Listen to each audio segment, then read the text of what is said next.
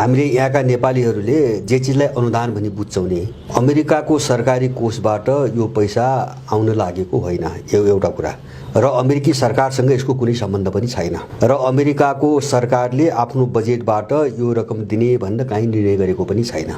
एउटा कुरा हामीले बुझ्नुपर्ने। दोस्रो कुरा, यो एमसिसीको नाममा चाहिँ लगानी गर्ने भनेको छ र त्यो पनि अनुदान होइन, र एमसिसीले जो चाहिँ $500 करोड को ट्रान्समिसन लाइन र चाहिँ सडक बनाउने भनेको छ नि, त्यो अनुदान होइन, अनुदानको रूपमा होइन। त्यो लगानी गरे बापत उसले जे योजना बनाएको छ नि, यो कुरा ओझेलमा राखिएको छ। त्यसकारणले अब एमसिसी के हो भन्छ भने, एमसिसी सरकारी निकाय होइन। मैले पहिले पनि भने यो अमेरिकाबाट स्वीकृति प्राप्त एउटा एजेन्सी हो, एउटा चाहिँ प्राइभेट निजी मान्छेहरूले लगानी गर्ने एउटा कम्पनी हो, एजेन्सी हो। अमेरिकामा यस्ता सयौं एजेन्सीहरू छन् जसलाई अमेरिकी सरकारले परिचालन गर्छ, तर त्यसको जो स्वामित्वसँग चाहिँ अमेरिकाको सम्बन्ध हुँदैन।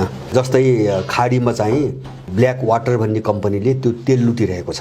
अब उसले यो पैसा दिने भनेको के हो भन्छ भने, नेपालीहरूले बुझ्नुपर्ने कुरा के हो भन्छ भने, यो 5 वर्षको जो प्रोजेक्ट भनेको छ नि, 5 वर्षसम्म एमसिसीले एक पैसा पनि हाल्दैन। यो कुरो नेपालीहरूले बुझ्न जरुरी छ। यो 5 वर्ष यो सम्पूर्ण ट्रान्समिसन लाइन र सडकको जो काम भनेको छ नि, यसको सम्पूर्ण पैसा नेपालले किस्ता किस्तामा हाल्नुपर्छ। र हालिसक्यो भने, सुन्नुहोस् है, हालिसक्यो भने अब 5 वर्षसम्मको परिदृश्य, नेपालको दृश्य हेर्दा अमेरिकनहरू नेपालमा चाहिँ जमेर यहाँबाट जे गर्न खोजेका छन् नि, जस्तो सैन्य मिसनदेखि लिएर नेपालका साधन लुट्नेसम्मका जति योजना बनाएको छन् नि, ती चाहिँ अब अगाडि बढाउन सकिन्छ भन्ने ग्यारेन्टी भयो भने उनले 5 वर्षपछि भुक्तानी दिने हो पैसा, अर्कोतिरबाट असुल गर्ने गरी। अब होइन कुनै अन्तर्राष्ट्रिय परिस्थिति वा राष्ट्रिय परिस्थितिको कारणले नेपालमा बसेर यो उद्देश्य पुरा गर्न सकिन्न भन्ने उनलाई लाग्यो भने उनले लगानी रद्द गर्ने र पैसा चाहिँ एक पैसा पनि नहाल्ने उनको रणनीति हो। सम्झौतामा त्यही कुरा छ, सम्झौतामा भएको कुरा गरेँ मैले। एमसिसीलाई नेपाल ठेक्का दिन लागेको हो, अनुदान होइन। किनभने मैले यो किन भनिदिएको हुन्छ भने, 5 वर्षपछि एमसिसी नेपालबाट फर्कने प्रावधान छैन। त्यसकारणले अब यो $500 करोड ले ट्रान्समिसन लाइन त उसले ठेक्कामा बनाउने भयो, अहिले त नेपालले पैसा हाल्ने भयो। अब त्यस बापतको नाफा के भन्ने कुरा आउँछ नि, हो त्यो नाफाको ग्यारेन्टी नभइकन उसले भुक्तानी दिन्न। त्यही कारणले म तपाईलाई त्यो सम्झौताको दुईटा कुरा यहाँ जानकारी गराउँछु। सम्झौताको यो धारा 5 मा के भन्छ भने, अन्त्य, निलम्बन र समाप्ति भन्ने चाहिँ शीर्षक छ। त्यसको उपदफा 5(1) को क मा के भन्छ, एमसिसीले सरकारलाई 30 दिनको लिखित पूर्व सूचना दिई आंशिक रूपमा बिना कुनै कारण यो सम्झौता वा एमसिसी वित्तीय व्यवस्था अन्त्य गर्न सक्नेछ भन्यो।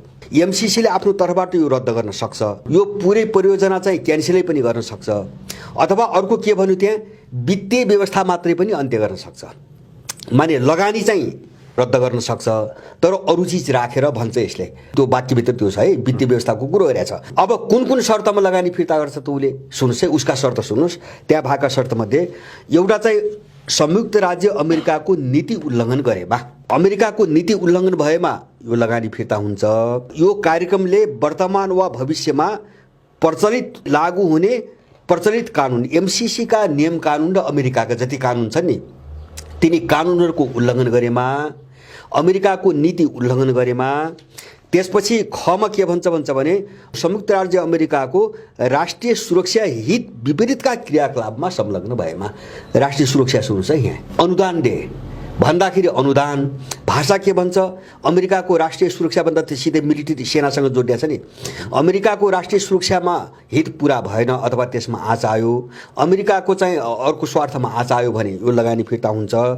अनि 5(1) को ख को 5 मा के भन्छ, संयुक्त राज्य अमेरिकाबाट प्राप्त हुने आर्थिक सहयोग प्राप्त गर्न अयोग्य ठहरिएमा, अथवा उसले चाहिँ यस्तो देशलाई मात्रै मैले आर्थिक सहयोग दिन्छु भन्ने जे नीति क्राइटेरिया बनाएको छ नि, त्यो क्राइटेरिया उल्लङ्घन भएमा। अनि अन्त्यमा के भन्छ भने, जो एमसिसीले दिने भनेको जो पैसा छ नि, यो सम्पत्तिको प्रयोग यस सम्झौताको शर्त विपरीतको कुनै प्रयोजनमा भएमा। जस्तो शर्त छ नि त्यहाँ त यसका, यो शर्तभन्दा बाहिर यसको प्रयोग हुनुहुन्न, अथवा नेपालको हितमा प्रयोग हुनुहुन्न प्रश्न रूपमा। किन उनको त शर्त छ कहाँ खर्च गर्ने, कसरी खर्च गर्ने भन्ने। मैले यो ठेक्का हो किन भन्न खोजेको मैले भनेको। अनि त्यही सम्झौताको अनुसूची 4 को 2 को 6 नम्बर बुदामा के भन्छ भने, प्रस्तुत सम्झौताको दफा 5(1) बमोजिम मैले सुनाए बमोजिम यो कन्डिसनमा यो लगानी फिर्ता रद्द हुन्छ भन्यो नि। अब त्यसमा उल्लेख भए बमोजिम एमसीसीले प्रस्तुत सम्झौता वा यस सम्झौताको कुनै व्यवस्था वा एमसीसी कोषलाई निलम्बन वा समाप्त गर्ने कुनै पनि कार्य वा अवस्थालाई निर्धारण गरेको छैन भन्छ। भनेपछि अब लगानी त फिर्ता हुने भयो, जस्तो मैले अघि नै सुनाए अनुसारका शर्त पुरा नभए अमेरिकन स्वार्थमा आज आए लगानी फिर्ता हुने भयो।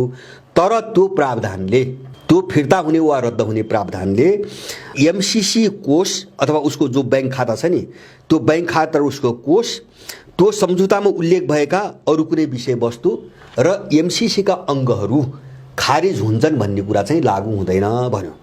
भनेपछि अब एमसीसी त तपाईको लगानी फिर्ता गरे पनि एमसीसी त नेपालबाट नजाने भयो। सम्झौताले प्रष्ट रूपमा त्यही भनेको छ। भनेपछि एमसीसी पनि रहने भयो, लगानी उसले फिर्ता गरे पनि, किन लगानी त उसले रिटर्न के पाउँछु भन्ने ग्यारेन्टी नभइकन पैसा त हाल्दैन हैन। त्यो नहाले पनि, त्यो क्यान्सल गरे पनि एमसीसी यही बस्ने भयो। एमसीसीले बनाएको यहाँ नेपाल एमसीए बोर्ड भन्ने छ त्यो चाहिँ यथावत रहने भयो र एमसीसीले बनाएको सडक बोर्ड, उसको आफ्नो स्वतन्त्र सडक बोर्ड, यातायात बोर्ड, विद्युत बोर्ड, खरिद बोर्ड र बैंक खाताहरू पनि खारिज नहुने भए। भनेपछि यो सम्झौताले के भनिरहेको छ त अमेरिका नेपालबाट जान्न।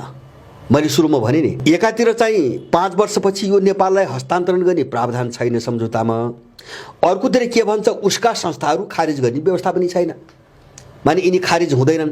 भनेपछि त ऊ के को निम्ति आइरहेछ भने उसले चाहिँ $500 मिलियन अनुदान भनेर झुट्टा प्रचार गरेर त्यो लगानी गरे बापत, त्यो भुक्तानी दिए बापत के असुल गर्ने भन्ने योजना बनाएर ऊ आएको छ नेपालबाट नफर्किने गरी। सम्झौताको चुरुकुरु यो हो। अब यसको अलिकति हिस्ट्री हेरे, यसलाई चाहिँ हेज फन्ड भन्दो रहेछ हैन। जो यो एमसीसी टाइपका एजेन्सीहरू लगानी गर्छन् नि, हेज फन्ड भनेको सीमित खालको कोष, यिनीसँग चाहिँ ठुलो बनिबनाउ थाई कोष हुँदैन, हुने रहन्छ। अब कुनै परियोजना यिनले चाहिँ छाने तोके, जस्तो मैले सुरुमा पनि यही पनि भनेको थिएँ, जस्तो यो सबै सम्भावित अध्ययन अमेरिकाले गरेको यही सम्झौतामा त्यहाँ भाषा के छ भन्छ भने एमसीसीले छनौट गरे अनुसारको जल, जमिन र जङ्गल भूगोलसहित नेपाल सरकारले एमसीसीलाई कानुनी रूपमै हस्तान्तरण गर्नुपर्छ भनेको छ, राजीनामामा आएको छ। ऊ त्यसरी आएको छ। उसले कानुनी रूपमै किन मागिरहेछ त भन्छ भने यो 500 करोड चाहिँ तपाईँको भुक्तानी दिइसकेपछि त्यसबाबत के लिने भन्ने कुरो त अर्को बाँकी छ। त्यसको निम्ति उसले यत्रो भूगोल राजीनामा गरेर मागिरह्यो। राजीनामा दिइसकेपछि उसले जे पनि गर्न पाउने भयो नि। अनि त्यही राजीनामासँग जोडिएको अर्को कुरा सम्झौतामा के छ भन्छ भने अब एमसीसीले आफ्नो अधिकार क्षेत्रभित्र रहेर कुनै पनि मुद्दा मामिला गर्न र कसैसँग कुनै पनि प्रकारका नयाँ सम्झौता गर्न स्वतन्त्र छ भनेर भनेको छ। भनेपछि कानुनी रूपमै सबै भूगोल उसको हातमा गएपछि त सम्झौता त उसले गर्ने भयो नि। एमसीसीले पैसा कहाँबाट खोज्छ त्यो सम्झौतामा छ, त्यहाँ सङ्केत गरेको छ। जस्तो उसले के भन्छ सम्झौतामा भन्छ भने एमसीसीले यो प्रोजेक्टको निम्ति अमेरिकाको युएसएड, बेलायतको डिएफआइडी र एसियाली विकास बैंकसँग सहकारी गरेको छ भनेर सम्झौतामा लेखिएको छ। भनेपछि अब चाहिँ एमसीसी भन्ने कम्पनी, युएसएड, डिएफआइडी र एडीबी यो चारवटाले अब त्यो भुक्तानी दिएपछि, दिनुपर्ने स्थिति आयो भने दिइसकेपछि त्यो दिने बेला चाहिँ अब पैसाको जुगाड गर्ने हो। यिनले पैसा उठाएर त्यो भुक्तानी दिने र अब के चाहिँ लुट्ने त्यो प्रक्रियामा अगाडि जाने कुरा हो। त्यसै कारणले उनीहरूले 5 वर्ष लगानी नगर्ने नीति बनाएका हुन्। किन अहिलेबाट लगानी गरेपछि त भोलि लुट्ने चाहिँ योजना असफल पनि त हुनसक्छ, उनको पैसा मात्रै फस्छ। त्यसको मेन थेम के हो भन्छ भने जस्तो मैले भने नि एउटा चाहिँ प्राकृतिक संसाधनको चाहिँ लुट हैन। जस्तो ऊ यहाँबाट नजानी भयो नि त, सम्झौता अनुसार यहाँबाट नजानी भयो, त्यसका निकाय पनि खारिज नहुने भयो भनेपछि नेपालमा बस्ने भयो। अब एमसीसी लुटको नि म तपाईलाई एउटा उदाहरण दिन्छु। जस्तो मैले अघि नै के रे चाहिँ ब्ल्याक वाटरको कुरा गरेँ। जस्तो खाडीमा त्यो तेल लुट्ने कम्पनी हो ब्ल्याक वाटर। अमेरिकाले यस्ता सयौं एजेन्सी बनाएर चाहिँ विश्वभरि परिचालन गरेको छ लुट्नको निम्ति। एमसीसी त्यस्तै एउटा एजेन्सी हो। अब जस्तो अरू चाहिँ विभिन्न एजेन्सी छन्, विभिन्न क्षेत्रमा काम गर्ने। अब यसको उद्देश्य के हो भन्छ भने ती कम्पनीहरूले चाहिँ स्रोत लुट्ने। अब अमेरिकाको भूमिका यहाँ के हो भन्छ भने उसको गार्जियन भएर काम गर्ने, उसको सुरक्षा ग्यारेन्टी गरिदिने अमेरिकाको ड्युटी। किन भन्छ भने अमेरिकन सत्ता त मान्छेले बुझेको छैन। अमेरिका त कस्तो सरकार हो भन्छ भने उसको आफ्नो चाहिँ तपाईको भन्ने केही पनि हुँदैन। सबै यिनी एजेन्सीले जे गर्छन् नि त्यसलाई सुरक्षा दिने र तिनबाट चाहिँ राज्य सञ्चालन गर्ने चाहिँ अमेरिकनहरूको नीति हो। त्यसकारणले गर्दाखेरि जस्तो अस्ति खाडीमा चाहिँ पटक पटक के समाचार आइरहेछ भन्छ भने तेलको ठेक्का गर्ने अमेरिकन ठेकेदारहरूमाथि आक्रमण भएपछि त्यहाँ थुप्रो मान्छे चाहिँ माथि अमेरिकी सेना आक्रमण गरिरहेको छ नि ठेकेदारको सुरक्षाको नाममा। हो खेल त्यही हो एमसिसी। जस्तो अब एमसिसीले तपाईँको भुक्तानी दियो भने त्यो वातावरण बन्यो भने एमसिसीले आफ्नो सुरक्षाको निम्ति भनेर अमेरिकन सेनासँग सम्झौता गर्छ। किन सम्झौता गर्ने अधिकार उसलाई छ, सम्झौतामा त त्यो लेख्यो नि यहाँ। कुनै पनि सम्झौता गर्ने अधिकार एमसिसीलाई छ भनेपछि र अब त्यो सिङ्गो भूगोल कानुनी रूपै उसको हातमा गइसकेपछि उसले अमेरिकासँग एग्रिमेन्ट गरेर आफ्नो सुरक्षाको निम्ति उसले सेना माग्छ र अमेरिकन सेना आउँछ। खाडीमा त्यही भएको। खाडीमा त्यो सहमति नभएर इराकमाथि हमला गरे, लिबियामाथि हमला गरे, लेबनानमाथि समस्या त्यही हो। उनीहरू त त्यो कम्पनीको सुरक्षाको निम्ति आउँछ सेना, त्यहाँ अरू प्रयोजनको निम्ति आउँदैन। जस्तो अस्ति चाहिँ इराकको संसदले यहाँबाट निस्क भन्ने पारित गर्दै निस्क्यौ भन्यो भने तिमीले कति भुक्तान गर्नुपर्छ भन्ने चेतावनी दियो नि अमेरिकाले। किन उसको ठेकेदारले तेल लुटिरहेछ, उसको सुरक्षा कहिले गर्थे नि? अमेरिकन सेना फिर्ता जान मानेन, जाँदैन पनि। किन? त्यो त तेलको कारणले जाँदैन। त्यो एमसिसी त्यही हो। जस्तो एउटा उदाहरण, अब यो सरकार र यिनको सम्बन्ध के हो भन्छ भने यिनीहरूले लगानी गर्ने र यिनको हातमा भएको चाहिँ तपाईँको स्रोत साधन लुट्ने। जस्तो यहाँ मैले पाएको सूचना र मैले गरेको अध्ययन, युरेनियम र यो पश्चिम नेपालमा यो राप्ती धौलागिरीको बेल्टमा जो संसारकै सबैभन्दा शुद्ध मध्येको ताँबाको ठुलो भण्डार छ अरे, त्यो ताँबा र चाहिँ युरेनियममाथि चाहिँ अमेरिकनहरूको आँखा लागेको छ। र केपी ओलीले केही समय अगाडि एउटा चाहिँ हामीले यहाँ जोडेर हेरौँ, जस्तो परमाणु प्रशोधनको काम निजी कम्पनीलाई दिने भन्ने यिनले निर्णय गरेका छन्। त्यो यही हो, अरू केही पनि शङ्कै गर्नु पर्दैन। जस्तो परमाणु प्रशोधन भने युरेनियमको कुरा हो। युरेनियमको जिम्मा ठेक्का पट्टा निजी कम्पनीलाई दिने भनिसकेपछि ठ्याक्कै चाहिँ तपाईँको एमसिसी आएर जोडियो। किन? ऊ त यहाँ त लुट्न आउँदैछ, अब त्यो भुक्तान गरेपछि लुट्न आउँदैछ। त्यस कारण एमसिसीले लिने फाइदा त्यो एउटा। अर्को चाहिँ अमेरिकाले के गर्छ भन्छ भने यस्ता एजेन्सीहरू मार्फत यिनको सहयोगी भएर बस्छ र आफ्नो मिलिटरी चाहिँ उद्देश्य अगाडि बढाउँछ। जस्तो पहिले पनि धेरै चर्चा भएको छ, एमसिसीको चर्चा अमेरिकाको राष्ट्रिय सुरक्षा रणनीतिको दस्तावेजमा पनि छ, एमसिसीको चर्चा इन्डो पेसिफिक सैन्य रणनीतिमा पनि छ र एमसिसीको विधानमा पनि अमेरिकाको सुरक्षा स्वार्थलाई प्राथमिकता राखेर मात्रै काम गर्ने भन्ने कुरा 611 नम्बरको सेक्सनमा उल्लेख गरिएको छ। र यही दस्तावेजमा अघि नै मैले भने अमेरिकाको राष्ट्रिय सुरक्षा स्वार्थमा आज आयो भने लगानी रद्द गरिनेछ भनेर यही पनि लेखेको छ। हो, अब यिनी एजेन्सीहरूले अमेरिकालाई यसरी तान्ने हो। आएपछि भोलि अमेरिकन सेना आउँछ भने एमसिसीले बोलाउँछ, एग्रिमेन्ट त गर्ने अधिकार छ नि, एमसिसीले सेना बोलाउँछ। अब त्यो सेना आयो भने के गर्छ? अब त्यसले चीनका विरुद्धमा रणनीति बनाउँछ। यहाँ एउटा त उनको सुरक्षाको बहानामा आउँछ, उनको सुरक्षाको विरोधमा भयो। अर्को चाहिँ इन्डो पेसिफिक र अमेरिकाको सिङ्गो राष्ट्रिय सुरक्षासँग एमसिसीलाई जोडेर लगिसकेपछि अमेरिकी सेना त एमसिसीको सुरक्षाका लागि मात्रै त आउँदैन, उसको राष्ट्रिय सुरक्षा रणनीतिको निम्ति पनि आउँछ, उसको इन्डो पेसिफिक सुरक्षा रणनीतिको निम्ति पनि आउने भयो क्या। किन? त्यसभित्र समेट्यो नि एमसी।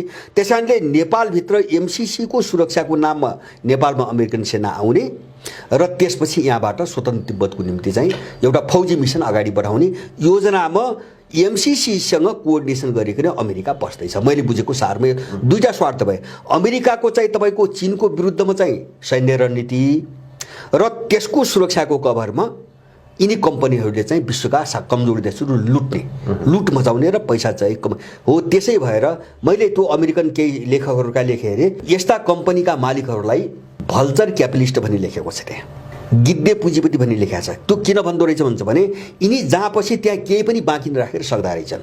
त्यो भएर अमेरिकनहरूकै साहित्यमा यिनीहरूलाई भल्चर क्यापिटलिस्ट भन्ने लेखेको छ।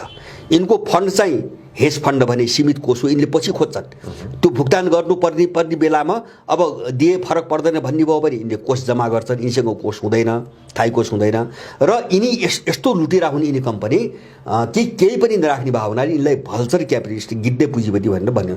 अब यो मिसनसहित एमसिसी आइरहेको छ भने कहाँको अनुदान हो? नेपाल सरकार भन्नुभयो, अर्को बुद्धिजीवी होला, कोही पत्रकार होला। अब मैले बुझेको यो सिआइएको निम्ति सूचना बेचेर पेट पाल्ने मान्छेहरू हुन्।